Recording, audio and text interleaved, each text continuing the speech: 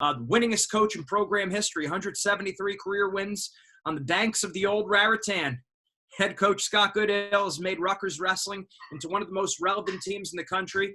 That's right. They went in there. They knocked off Cornell. So no one's laughing now, right? We are you. With the help of the associate head coach Donnie Pritzloff, assistant coach John Leonardis, and director of operations Joe Pollard, and many other good people, alumni, and donors, Scarlet Knights have produced 2 individual national champions, 10 All-Americans in the past 6 seasons, multiple All-Americans, the last 4 NCAA championships since 2009, earned 2 top 10 finishes and 8 top 25 finishes in the USA Today NWCA Division I coaches poll. It's one of the best speakers, one of the great people that I know. It's always a pleasure listening to you. I always learn a ton. The great coach, Scott Goodale. Thanks, Gene. It's a really well done bio. Thanks a lot. I appreciate that, But it's good to be with you guys. And I don't know how many people are on the board here. I'm seeing 83 participants. That's good. I'm assuming most of the people on here are high school coaches for the most part. So my story is somewhat unique just because for a long, long time I was a high school coach and never had any type of dreams or any type of vision of being a college coach. We were just really, really fortunate at Jackson High School here in New Jersey to do some really, really good things. And the program was saved. Before I started, there was a year where they were thinking about dropping wrestling at Rutgers. So the program was saved by Coach Sachi and Coach Ryan. And then soon after, Coach Sachi decided he had enough and kind of called it quits and didn't want to do it anymore. And they started this national search. And for me, it was a 5-point plan. And I'll get into how we built really both programs from a high school level and then how we built Rutgers, because this is all about program building. But the story is unique for just that fact that I had no vision at all of being the coach. A guy by the name of Bill Lard asked me to come up with a 5-point plan to make Rutgers, relevant, to make Rutgers a program that can coexist with other programs in EIWA and just that. And I did that. It was everything from recruiting to camps to coaches, and I don't know exact academics, and of course fan attendance. So those are really the 5 areas. I had, ironically enough, John Leonardis put it together for me, type it up, make me look a little bit smarter than I probably am. And he gave it back to me. I handed it to Bill Lard at the state tournament and went on my way. I didn't think anything of it. And like I said, Coach Sachi decided to resign. And next thing you know, I was on a 6-hour interview. So I left this really, really good situation at Jackson where that's all I ever wanted to do. I was really, really fortunate when I was in college. I went to Lock Haven University. I knew I was going to go back and coach at Jackson High School. That's all I really ever wanted to do. Football, wrestling, and whatever the spring was, whether it was baseball or golf, I coached. And again, that's all I wanted to do. My dad coached there for 30 years. My mom was a teacher and assistant athletic director there for 30 years. My sister's been the basketball coach there for 20 years. Our whole family's for Jackson. So for me, it was really, really easy. That's what I was going to do. So again, I ended up going back to Jackson, and the best thing I thought the last year before I left, I thought there was a really good chance we'd be able to catch Blair Academy and be a national champion high school team. And I think we got up to as high as number 4 in the country the year that I left, and the year before that we were number 5. So anyway, the opportunity presents itself, and here I am. I'm with this difficult decision. I've been at Jackson for 11 years. I'm 11 years into my teaching, into all the benefits I get with that, and I'm just going to give it up to go coach Division I wrestling. And I always leaned on this guy, Bernie Ryder. He's a guy in town who's a huge name and just a great person. Anytime I had a big decision, I've had opportunities to leave Jackson before, never ever wanted to do it. And but this one time I asked Mr. Ryder, what do you think? And he's like, you know what? This is the time you need to go. And we've done everything we could do here at Jackson. It's time for you to move on and with a bigger challenge. And that's kind of the way I looked at it. It was just an unbelievable challenge. I think I wake up every day to this day wanting to go through that challenge. I'm freaked out by the challenge. That's the best way I could put it. I'm absolutely freaked out by it. It drives me every single day. There's some things that drive people in different ways, but this challenge of trying to win a national title and that's changed a little bit, trying to win a trophy at the national tournament even, because we think that's unbelievably realistic. That drives me every single day. So obviously, when you think about goal setting, we all have them, right? And that's kind of where it was at for me. So I took this leap of faith, and they asked, the athletic director asked me, what is it going to take to get you? I was like, listen, I make $66,000 at Jackson, coaching 3 sports, and I get benefits for my wife. You can give my benefits to Coach Leonardis, because I wanted to bring him in, and that's kind of the way I went about it. When I got home and told my wife that, she wasn't for that, and said, no, you're going to take the benefits. So I did that. I took the benefits, and we ended up working it out with John, where he got benefits. So it was the 2 of us and Frankie Egger, and that's really kind of how we started it. But that 5-point plan written on a napkin at a restaurant turned into what I still use to this day whenever I have these type of speeches and presentations, and I talk about that. And it's a pretty big document in my life, and I'm pretty fired up about it. So that's kind of how it started. And the first year, it's well documented. We had the number 3 recruiting class in the country, and I thought this was going to be easy. My thought process in 2008, 7, 8, when I got there, was we're going to win a national title. And that's just really the way I thought about it, because this was easy, right? We had the number 3 class in the country. And Gene, I think your brother was a part of that class, and Scotty Winston and Dan Rinaldi and Trevor Meldy and Jesse Boyden and all those guys were a part of that recruiting class. So they were technically still in high school. So the class I inherited was a bunch of guys that trained really, really hard. And I'll be totally grateful for those guys, like Matt Pletcher and Kareem and DJ Russo and all those guys that went through that transition process. But that's kind of how I started. And for me, and this is where I think it's important to the people I'm talking to right now, the high school coaches I'm talking to, and even maybe some college coaches. For me, it was all about trying to make a splash. And I didn't look at everything when I went through the recruiting process. My job was one of those points of the 5-point plan was to make wrestling super exciting in this state, put it on everybody's mind, whether it was a recreation coach, a junior high coach, a high school coach, a club coach, whatever. It didn't matter. Wherever you went, it was going to be Rutgers wrestling. It was going to be in your face. And we did that with this class. And to be completely honest with you, those guys had so many great credentials. And I say this to this day, I wish I had that group now with the system we have in place now, because when I first started, I was an enabler. I allowed everything to go on. Things that weren't great happened in our program. Now, these guys can wrestle.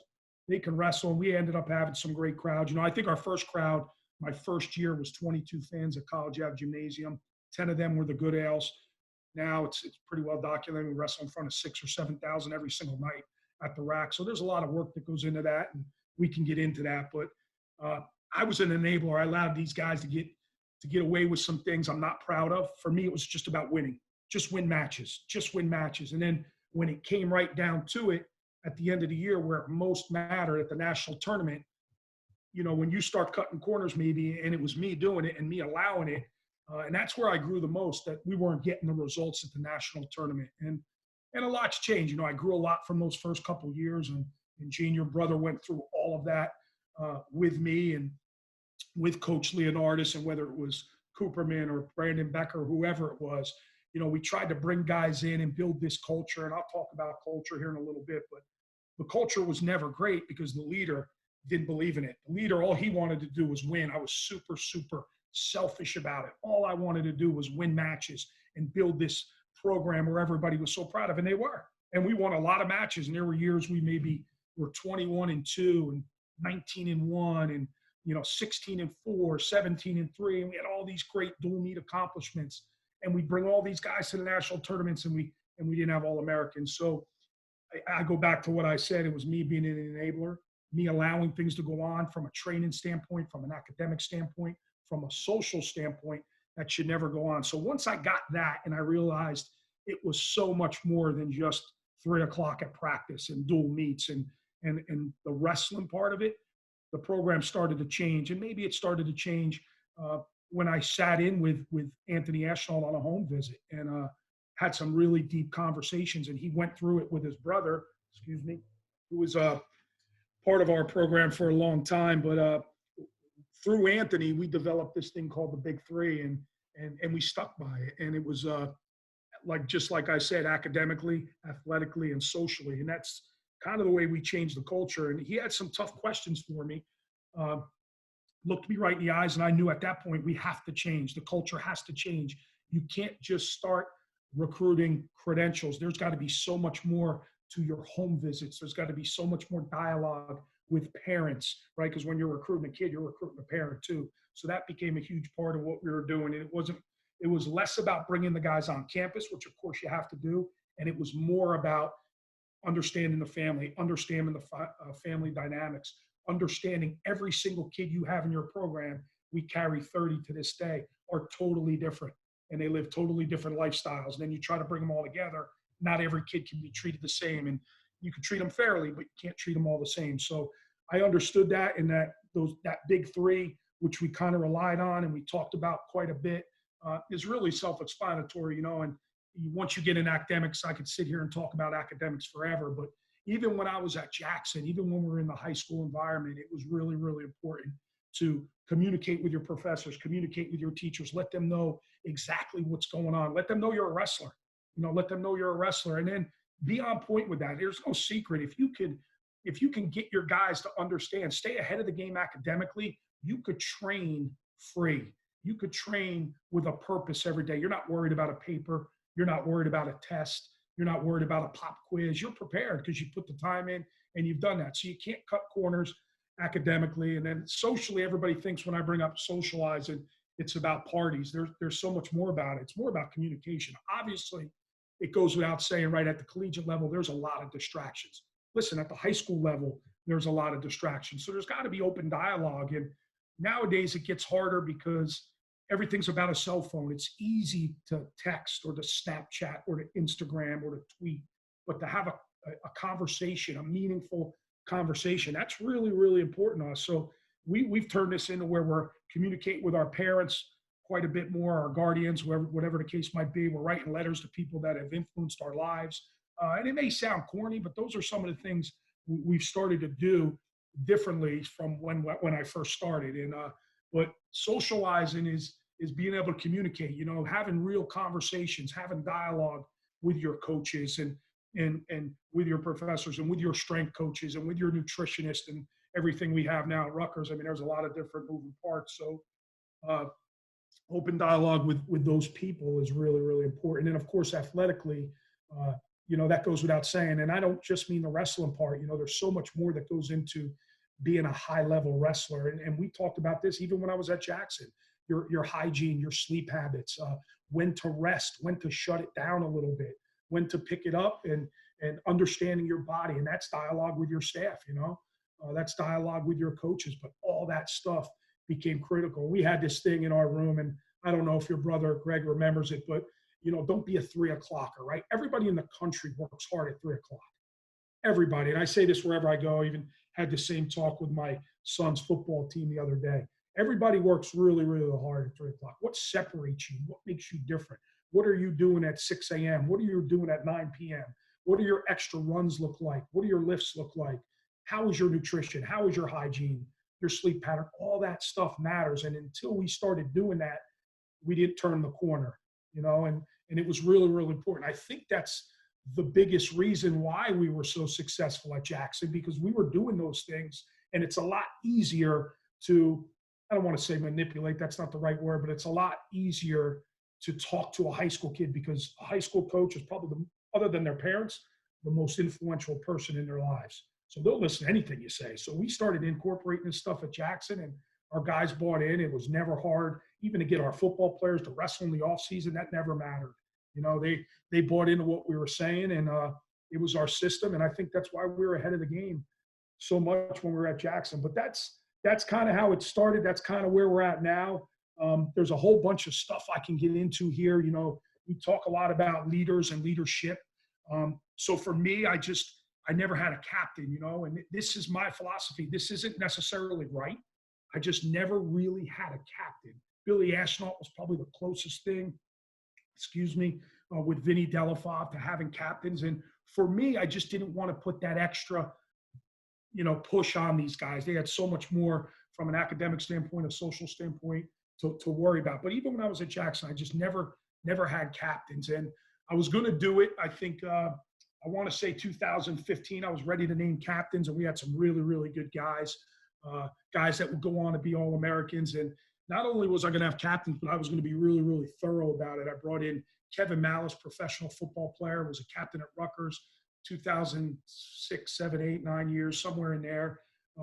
Dad's a state trooper. So I did this extensive where these are the three guys I want. I want you to go eat lunch with them. I want you to eat dinner with them. I want you to spend a day with them and go from there and see what they're all about. See if they really want this responsibility, if they could take on this responsibility. And he came back to me and said, you know what, coach? These three guys you're looking at are absolutely ready. So within a span of probably a month, one guy went away because it was off season. One guy went to another college, visited his friend, got in trouble, got jammed up. Nothing crazy, just got jammed up a little bit.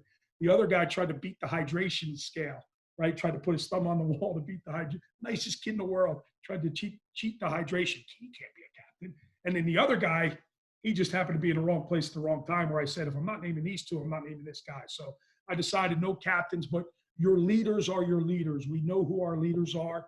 We depend on our leaders. They're a voice in our room. You know, we have guys right now in our program that are absolute leaders. If they want to talk and communicate about something, it's an open door. It's an open door with all of our guys.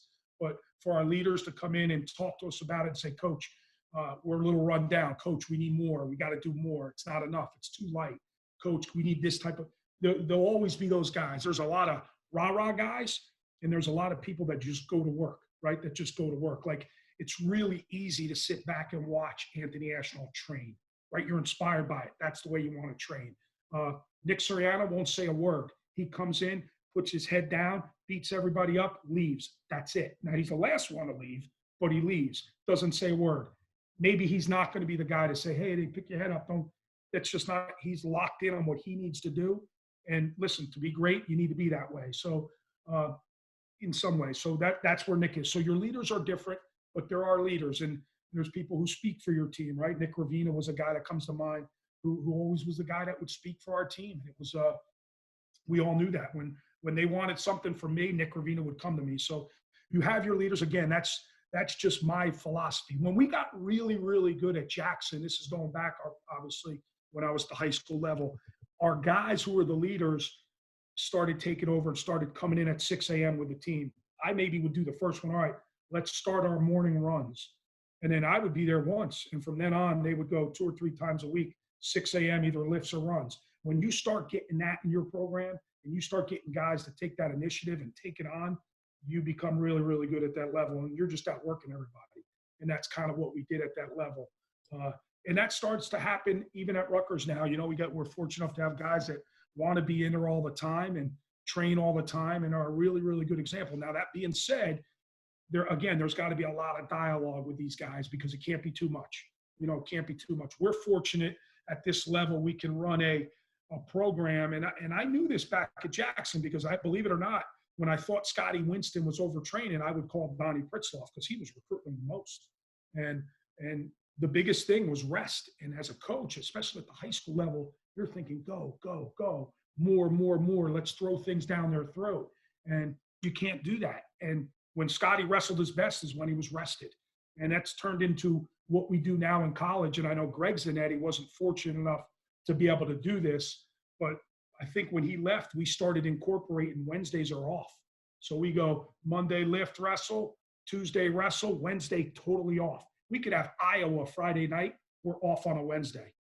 You know, so that's kind of the way we go about it, especially first semester. Second semester changes a little bit, but we're fortunate enough we're able to do that. And we stick to that plan. We have a plan every single day, and I'll get into plans here, but every single day we have a plan, and it's there's a lot of preparation that goes into the plan, and everybody's involved in your plan, including your staff. Everybody has a role, whether they're a guy who keeps clock. You know, I had a guy that coached me 11 years at Jackson. He kept the clock for 11 years, and he loved wrestling. Never wrestled a day in his life. Loved it. Couldn't do matchups for me, but he kept the clock every day. So those type of guys have a role in it. But Thursday we'd wrestle and lift. Friday we'd wrestle and do a morning stadium. And then Saturdays would be wherever the staff felt we needed. But that's all planned out. Now, will we stray a little bit from it? Sure. I mean, we got to be flexible. You always got to be flexible based on where you think your program's at. the time of the year you're at, and things like that. You look at all that stuff. But for the most part, we stick to a plan and we prepare, and the whole staff's involved in it, all the way from obviously from our head assistant, Donnie Pritzloff, all the way down to our director of ops and our strength coach, Joe Pollard and Mike DeMarco, are all involved in our plan. Our custodians are involved in the plan. Cafeteria workers were involved in the plan. We wrestled out of a cafeteria when we were at Jackson. Best thing ever happened. We rolled the mats out every day. We rolled them up every day. We didn't have a fancy wrestling room, and that built a lot of character, working out in a cafeteria. So the cafeteria ladies were really, really important. The custodians were really, really important. It was no secret. We practiced every Christmas when I was at Jackson, every Thanksgiving Day when I was at Jackson. You throw $100 to the janitor, boom, they let you right in. So those are relationships you develop, and those are super, super important. And I think the theme there is everybody is important in your program. It can't just be about the 30 wrestlers and the 5 coaches. There's a lot more that goes into running a successful program, and I kind of learned that early on. I don't know if there are questions. I'm just going to keep going. If there are questions, if you guys just want to shoot them up here or just jump in, please do that, because I don't know where I'm at time-wise. I think I'm good, but I could kind of go on and on here, Gene. So let me know where you think I'm at. I got one for you, Coach. First of all, my brother Greg said, he always said, if you're not 15 minutes early, you're late. That was a big point. Wanted to throw that in there. Also, Neil Wortnick asks, does Wednesday rest mean AM workouts off or both AM and PM off? That's great. Your Wednesday may be a lot different than my Wednesday. So I'll use Anthony because we all know Anthony just won a national title, but his Wednesday was, when he first started, it would be double sessions. So he was overdoing it. He wanted a technique session with Pollard, baby, and he would want like a 45-minute hard go with Pritzloff. And then as he got older, and he did get older and went through all those injuries, and he ended up winning as a 6-year guy, he would pretty much take Wednesdays off. Nick Suriano will not touch a wrestling mat on a Wednesday. So everybody's different. Again, yours may be different than mine. It's just you don't have to be there. In Rutgers' case, we now practice at 11 o'clock. You don't have to be there at 11 o'clock. Do what you got to do. You want to come in for an extra run. You want to come in and watch film. You want to get an extra lift, or you could do nothing. Some guys schedule a lot of classes on Wednesdays. Some guys schedule nothing on Wednesdays. So they figure that out as we go. And that's all part of the recruiting process. So that's a really, really good question. But if you can get, and I know it's a hard thing to do, especially at the high school level, to give a day off. Best thing that's ever happened to our program. I got to give credit to Frank Molinaro. Obviously, he takes that from the Penn State program. He brought that to us, and that's been a huge thing for us. So those are some of the things we're doing now. Recruiting-wise, what do we sell? How do we attract people? Obviously, we're trying to sell a winning culture. I've said this over and over. I think your philosophy stays the same. Mine has changed a lot, right? I've gotten a lot better, I think, over the years based on some of my shortfalls as a coach. But your culture is always going to change. Your team dynamic is always going to change. When you lose Ashnault, you lose your leader, right? Because he was so successful. We didn't have him last year. And we wrestled 6 freshmen. We didn't have Suriano. We lost Gravina. We lost Johnny Van Brill. So our dynamic changes.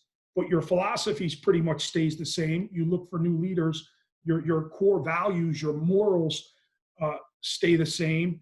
But really the dynamic of your room changes. Your personalities change, and we do a lot of that. We do a lot of team meetings. We have a team site we work with, and there's a lot that goes into that. But from a recruiting standpoint, there's no doubt your culture is important. And like I said, I've changed a lot. Character now means so much more to me than multiple state titles. It doesn't matter. And the stories are well documented. I could sit here and tell you a million stories that I would go into a recruit's home and sit down for dinner, and just by the way he talked to his parents, I'd pick up my cell phone, I'd fake a call. I got a call. Listen, I got an emergency. I have to go. Now, I don't feel good about lying, right? But the truth is, I'm not going to sit here. If you're going to treat your parents that way, you're probably going to treat me that way somewhere down the line in our staff and your teammates. So we'll just turn the page on that recruits. And we've jumped off a bunch of high-end recruits we felt we probably could have gotten based on the way they interact with their family. So that's really, really important.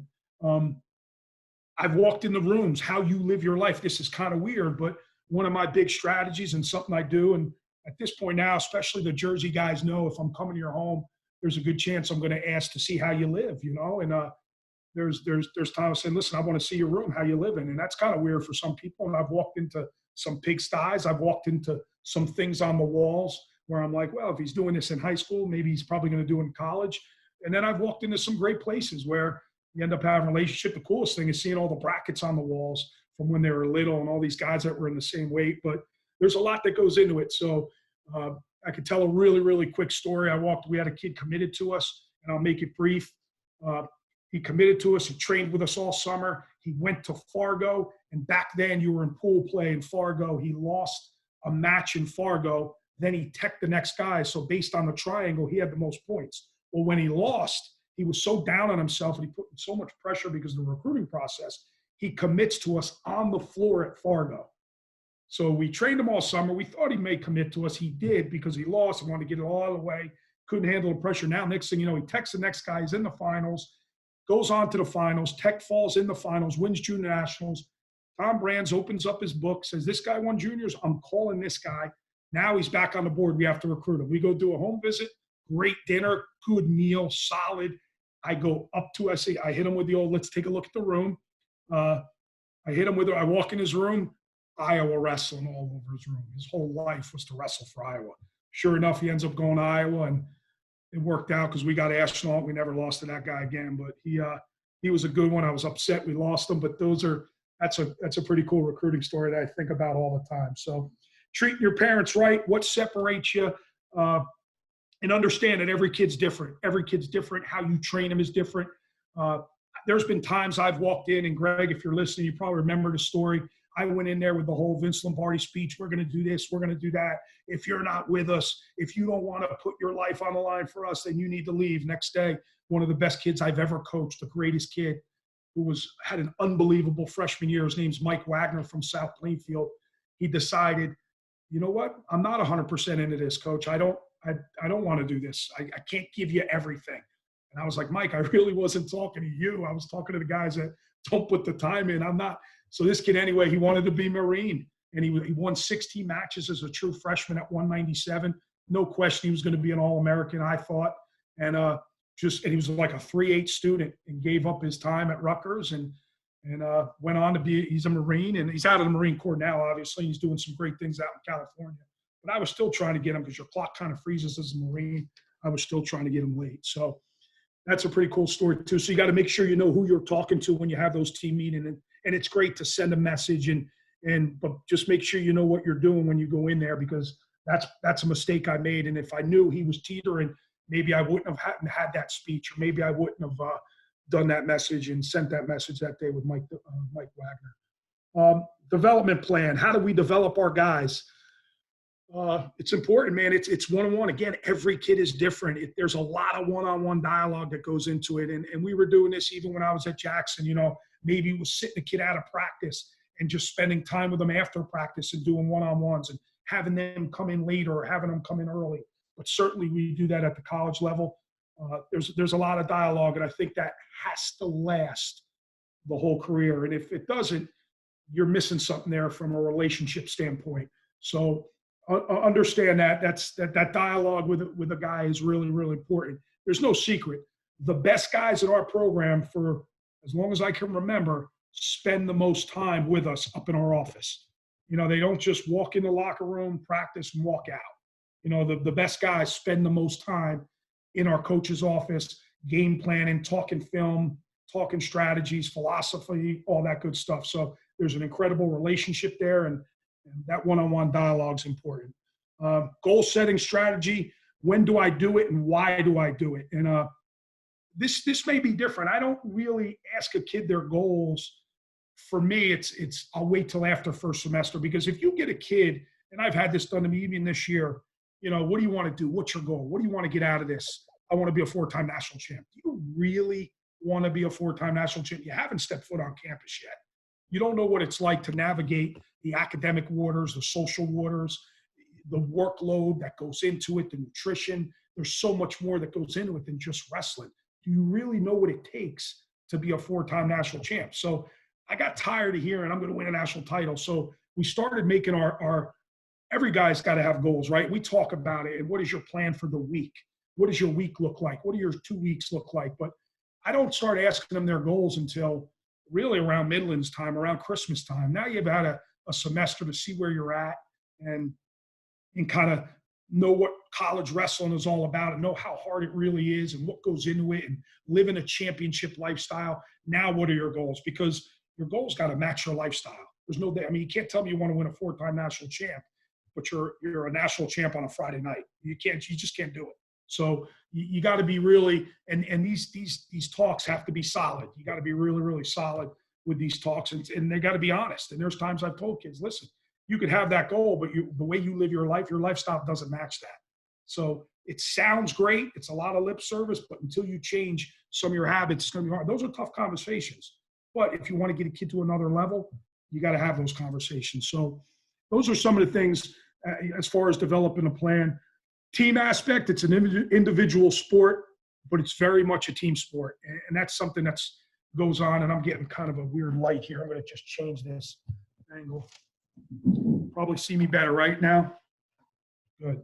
So anyway, it's an individual sport. There's no question about it. And when it's time to be an individual and lock in on an individual, obviously we get around the Big Ten championships and the national tournament. It's about that individual, making sure they're getting their reps, they're getting their rest, they're getting their sleep, they're getting their practices in. But during the season, we're very much a team, and to be ultra successful, it's got to be about the team. And that's just been my philosophy. I'm not saying, I know a lot of college coaches that have had incredible careers that are worried about one thing, the national tournament, and having All-Americans and champs. And they do. They don't do much as a team, but they'll always have a couple All-Americans here or there, a national champ here or there, and they're good with that. So for me, it's always about the team. I just think you get so much more when there's an emphasis on that team. And we let our guys know, your time's going to come where it's going to be just about you. It's going to be just about you. Now, some of these guys get a little bit older, and they're going to get their opportunity. It is going to be about them, and their training is going to be, we'll do some things even differently this year because of the unique characteristics some of our guys have, and the guys coming back. And we'll do some things different where there's more one-on-one workouts, there are more group workouts than team workouts. So that we'll always have that approach. We'll always be able to adapt. You have to be able to adapt to the times, but adapt to your culture and the guys on your team. So we look at all that. And again, that's a lot of dialogue with the coaches, and those are good talks. So again, we talked about leaders at the bottom. At the end of the day, the bottom line is you're the leader, the coach. You're the leader. You're the guy that sets the tone. And here's the reality. I can never have a bad day. I can't have a bad day. Nobody cares what's going on with my family. Nobody cares what's going on with my 2 teenagers. Nobody cares what's going on with our academic advisor, with our athletic director.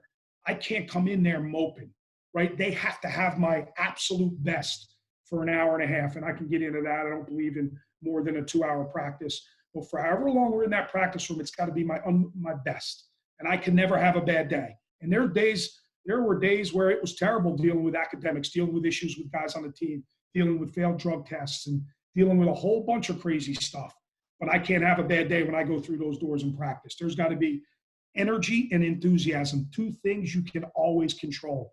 Always control your energy, always control your enthusiasm, and you got to bring them every single day. Take the time to know everybody, right? And I said this a little bit before, and that's probably my hardest job. It's been my hardest job, is taking the time to know every kid on your team, know the siblings, know their grandparents, know what they do, know what they're, obviously their parents, where do they work, their guardians, what they're doing. Take the time to know them and know the family dynamic. And that's probably, everybody's complained a little bit about, and listen, I'm one of them too. I complain. This whole coronavirus has been really, really hard. Our staff has spent so much time on these Zoom calls with parents, with families, and getting to know these people, especially these incoming guys. It's the most time we've spent. We have 11 freshmen coming in.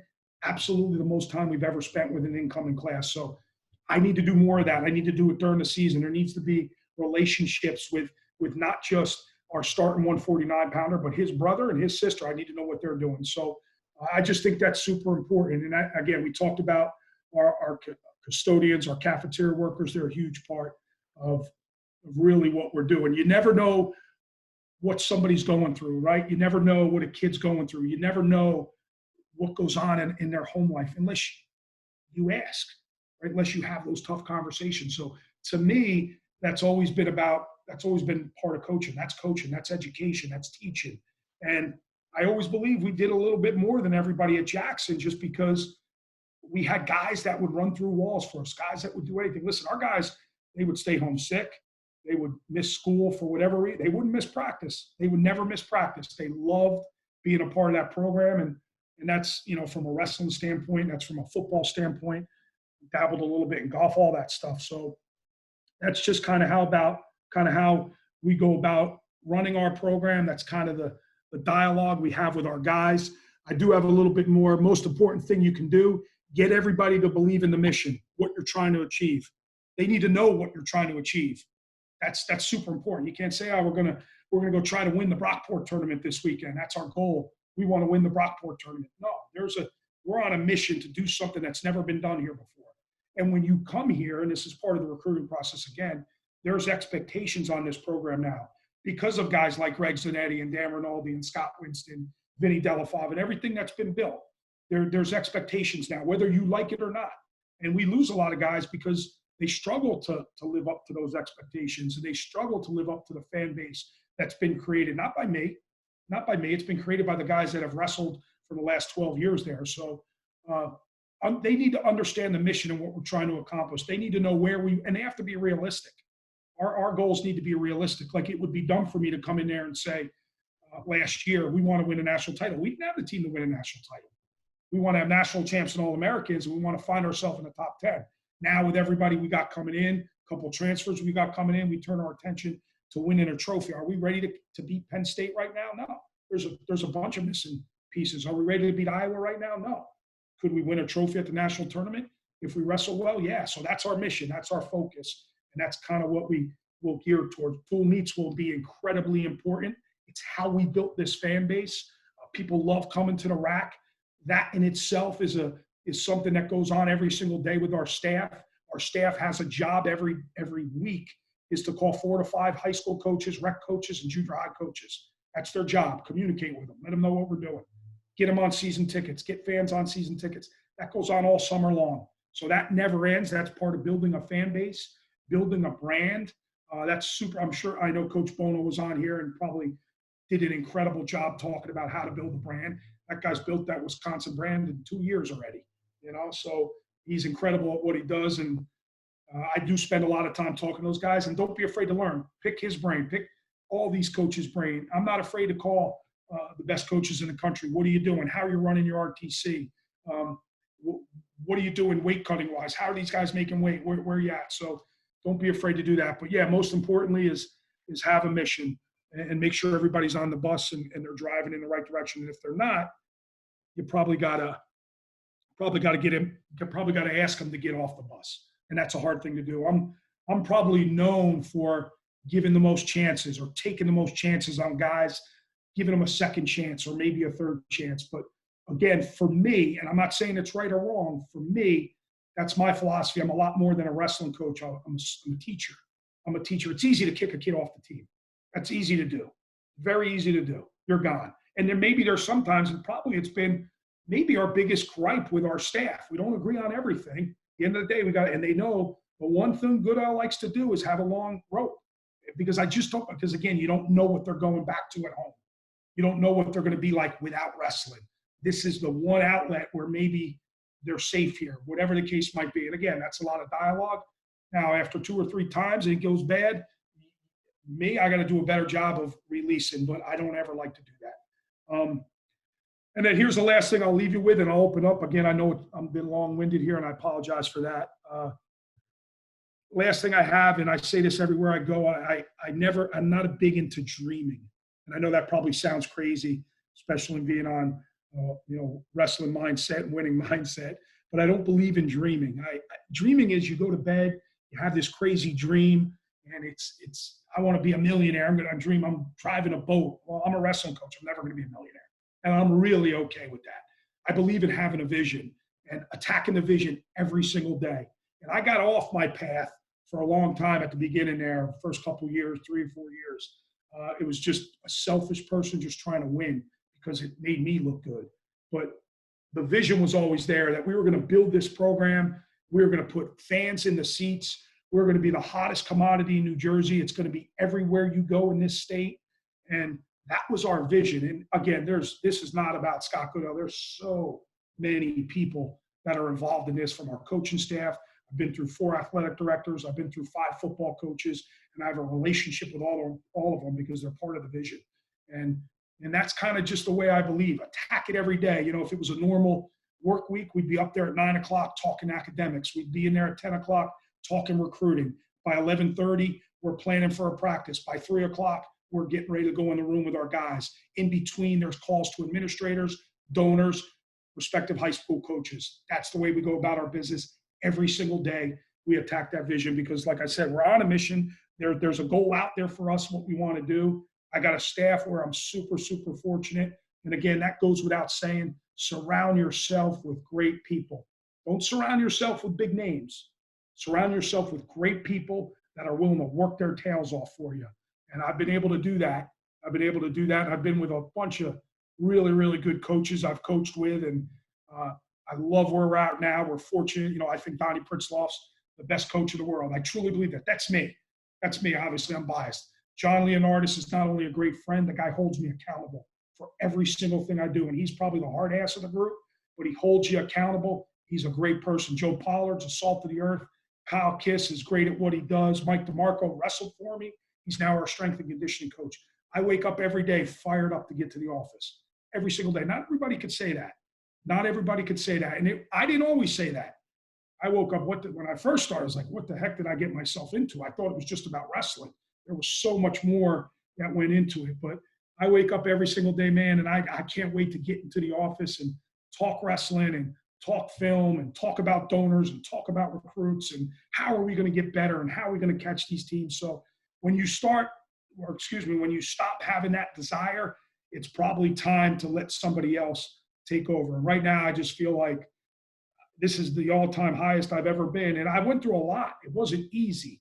Like everybody thought, well, you had these 2 national championships right at the No, that got really, really hard. For the last 2 years, I got away from my faith, and I don't want to get real personal on this call because I want to open it up, but I started to get away from the things that kind of made me who I was, and I had to get back to that. You know, there were those tough, even though we won national titles, we didn't enjoy it because we thought now we could get every recruit. We worked harder. We never sat back and enjoyed it with our families, our staff. You got to enjoy what you're doing. You got to enjoy, obviously, you got to enjoy the upswings, the high times, but you got to also enjoy the adversity and the tough times because that's what it's all about. That's wrestling. So we weren't enjoying it at all. We were just working, thinking, we got these 2 champs now, let's go get more. And we never really sat back and enjoyed it. Again, that's on me. You know, that's my fault. And we're back to where we need to be. We're excited. We're excited for the guys we have coming in, and we're just going to keep getting better. And hopefully we can attain this goal that we set out to do 13 years ago. We're real excited to have been part of the Rutgers wrestling family for a very long time. I've been to many schools, told everyone Rutgers is my favorite out of all the different places I went to, different master's degrees, everything. And I love Rutgers. I look at it as at home. And everything you do, everything you've done for Greg, really appreciate it. So we've got a couple questions here. They're asking about recruiting. Do you recruit around the country? Of course, but they're saying about southern states. And what about a Cali kid like Aguilar, how does he fit in with the New Jersey expectations? He's a Jersey guy. You know, this quarantine sent him back to California. The kid's miserable. Feels like he needs to be back in Jersey. So our guys, I feel, do a really, really good job of adopting the out-of-state kids. Or adopted them, and we haven't had a ton of success. Aguilar has been really, really good, and we've had some guys come through the program that have stuck with it and been really, really good. But we need, for us to take that next step, we need the best guys in the country. I don't care if they're coming from the South, the Midwest, out West, wherever they're coming from, and that's where our recruiting's changed. And, you know, the New Jersey people kind of get mad at me when I say this, is you can't just do it with Jersey guys. Not every kid could just stay home. You only get 9.9 scholarships. You only get 9.9. So every little Johnny thinks they should be on a full ride, or at least the parents do. So that's a hard thing to do. So there's kids that want to go away. You know, they want to get away. They want to get away from New Jersey wrestling scene. And so for us to really take the next step, I think we got to be nationwide. We got to get the best kids. We got to get the best. Listen, the Big Ten is super, super hard. It's difficult, man. It's night in and night out. We got to find the guys that fit your program. So that's probably been the hardest part is in joining the Big Ten. They said, does that help your recruiting? Yeah. It puts us on a list of all the best guys they want to wrestle in this conference. But it's been hard to keep the best kids from Jersey home. Not everybody wants to stay home, and they have to fit your program. And again, like I said earlier, that's changed. If I was early on, I would take them all. But a lot of it is our culture and our dynamic and what we're looking for in a kid. Absolutely. And now another question, Frank Barbie, bringing up about Rivera coming over, transferring over. Everyone would love to hear you talk about that a little bit. Yeah, Sebastian, Sebastian grew up in Jackson, in my town. He grew up in our wrestling room. He's a little kid. We would, on snow days, we didn't need the gym at some points. We didn't need to get into the high school. We'd go to his dad's wrestling facility at the Elite Club, which was right near the high school. We trained there. And so Sebastian grew up in Jackson wrestling. And he's just a great kid. And, and this is where recruiting comes in. This is where you got to really do your due diligence. You really got to do your homework. What we heard about Sebastian was, maybe he wasn't really into it. Maybe he really didn't want to wrestle in college. Maybe he just wanted to get away. So we got a kid through our club, Brandon Patesel, who has ended up doing a heck of a job at Lehigh. He's having a great career. We ended up getting him early, so we never really recruited Sebastian. Now, I had a bunch of elite kids. Winston was an elite kid. Delafava was an elite kid.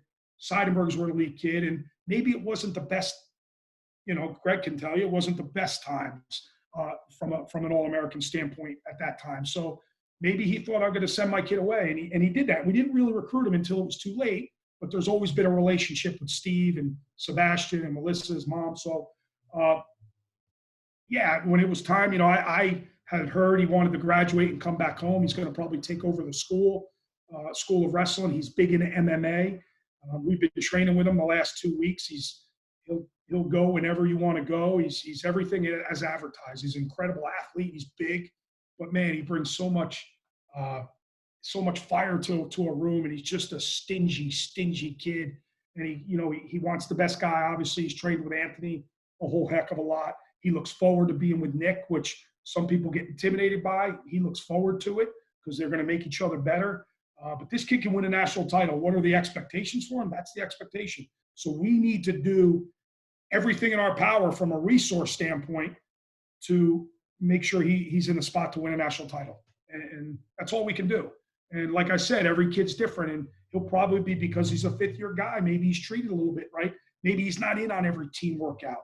Maybe it's more one-on-ones. Maybe it's more groups. Maybe it's just him or Nick in some areas of the season, and maybe he doesn't need as much because he's had a couple injuries. So we're excited to have Sebastian, man. He's the Seabass. Jersey loves him. The fans you saw, I swear to God, the Big Ten fan base jumped on board his wagon at the Big Tens, and he talks about it, man. He just rolled with it, and he just felt energized by it. And his speech at the Big Tens was pretty epic. It had nothing to do with coming to Rutgers. It was just him being a showman, and probably gets that a little bit from Frankie Edgar. But he's like Frankie Edgar's little son, or little brother. So it's no secret he was coming back because he wants to fight. So that's probably the biggest reasons. Yeah, that was awesome. We're real excited to have him back home. Great stuff, Coach. Really appreciate it. I guess time for one more question. What's your biggest challenge? What was your biggest challenge coming in at the collegiate level? That was probably the biggest challenge, man. I never even thought about the distractions at Rutgers. For me, it was wrestle. And why aren't you doing everything to be here, to train hard? If I had a million Greg Zanettis, we would have been all right. I just didn't have that. We didn't have that. So that was the hardest challenge, was to get everybody to really, really buy in that we could do something special here. And that was hard. I didn't think, you guys post that tweet a lot. What's cool? Going out at night partying isn't cool. Getting your hand raised is cool. I always said that. I thought that's the coolest thing. Like, there should be nothing more important than getting your hand raised, right? And at the time, guys like other things. So I just didn't understand why. Because when I was at Jackson, it was a town. All they wanted to do was wrestle and win a state championship. That's all they wanted to do. And, I didn't understand at the time, these are 19, 20, 21-year-olds that, hey, they might have a life outside of wrestling. They might like the nightlife. Maybe they're having a girlfriend for the first time. Who knows? And, maybe they like going to parties, and I just didn't get it. That was probably the biggest challenge. And then, navigating the waters, understanding this wasn't about me. This was about putting together an incredible product on a mat that can win at a high level and that can draw people to it. And that was probably the hardest thing, especially early on. See what you've done with the program and everything you've done with the athletes, not just on the wrestling mat, but also in the classrooms and in their life. So we're really happy to have you over there at Rutgers. We love being part of the Rutgers wrestling family, and we're going to be out. God willing, we'll be over there supporting the team again this year. So we'll be back. We'll be back. It might be a little bit shorter version, but I'm very, very confident after talking with the Big Ten coaches that we'll be back wrestling pretty quickly. Absolutely. I shouldn't say quickly, but you know what I mean. We'll have a season. But thank you, man. Way? Social media pages, website. I guess they just Google Rutgers Wrestling. Rutgers at Coach Goodale. Yeah, at Coach Goodale is the best way to do it. That's probably the best way to do it. We have a podcast now. I'm sure you guys have seen with Anthony and I get on every Friday and just shoot it a little bit and talk about anything from everything and bring on some really, really cool guests. So every Friday morning, we're going to take the week off. We've gone 13 weeks straight. He's been traveling a little bit, trying to get healthy. So we're going to take tomorrow off. But yeah, at Coach Goodale is a way to find me. And I appreciate all you guys do, man. You've always given me a platform. You've always been good to our teams. You've been in our room and at our camp. So I love what you guys do. I'm honored that you have me as part of this unbelievable program. I tuned in a couple times today just because I'm so into this stuff. But I appreciate everything you guys do. And I miss your brother, man. I miss your brother. I want him back. I want one more year with him. Thanks again. And like I said, we do it again. You were one of the first people we thought to ask about this. We do this again, we'll let you know. Thank you. Thanks, man. I appreciate you guys. See ya. All right. Take care. The great coach, Scott Goodale. Excellent stuff that we've been going through this whole time.